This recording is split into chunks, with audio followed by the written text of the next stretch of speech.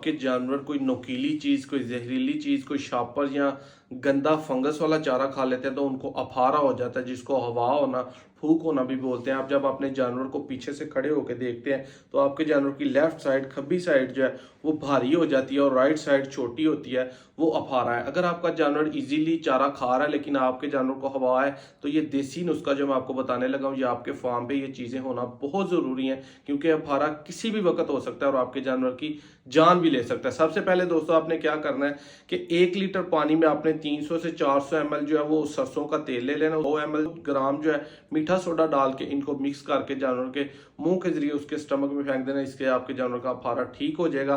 पुराना अचार अगर आपको 500 ग्राम कहीं से या 3 पाव या आधा किलो मिल जाए, उससे भी आपके जानवर की हवा खत्म हो जाएगी।